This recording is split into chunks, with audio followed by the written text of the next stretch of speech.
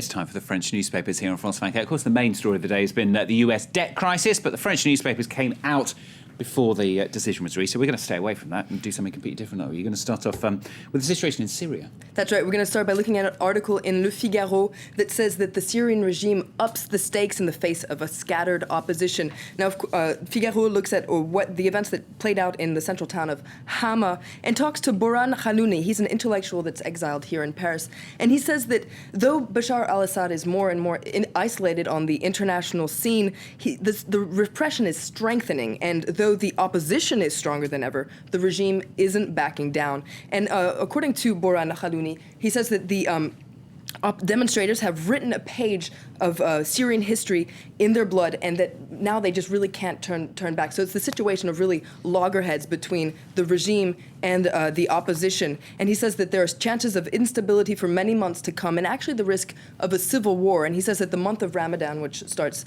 today, is only going to flame this kind of violence. So a very pessimistic view for Syria in the days to come. But it says that although Assad is losing precious support internationally, he's also losing support within the country, namely from the business class in Damascus, according to this article.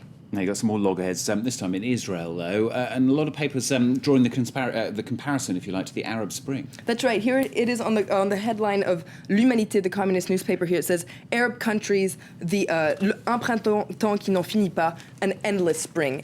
So it's interesting, in the L'Humanité actually has its editorial dedicated to this. It says that the Arab summer has taken over from an Arab Spring, and that this has spread, this kind of revolt movement has spread to an unlikely neighbor, that being Israel. And it says that though Israel was initially suspicious of the changes going on around it at first, now young Israelis are starting to rise up, and we've been looking at this morning. They're fighting against social injustice and the lack of what they call good living conditions, namely the cost of living. And now they have the backing of the largest trade union, Histadrut, and according to this article, 150,000 demonstrators took to the streets across the country. Now, Libération is also picking up on this story in an article that's called After the Arab Spring, the Israeli Summer. And now, Libération outlines the evolution of this protest movement that started in Tel Aviv 2 weeks ago in a booming, posh neighborhood on Rothschild Boulevard between skyscrapers and banks and trendy restaurants. A young woman set up a tent to protest against the cost of living.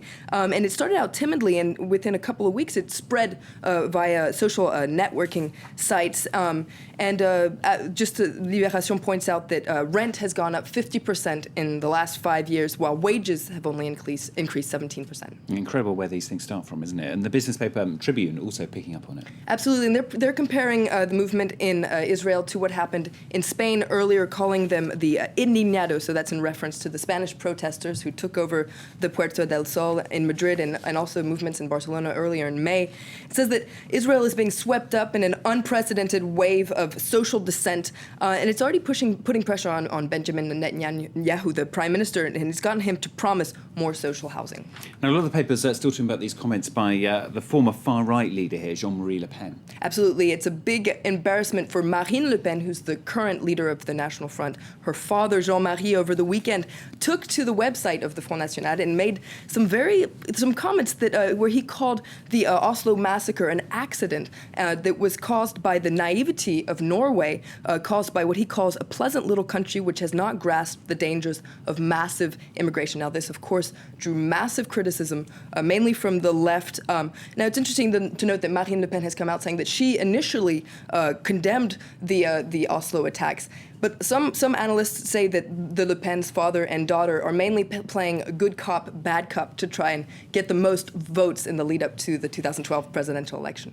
All right, Florence Formolo, good to hear your views this morning and flick through the French newspapers for us. Here on France 24, stay with us.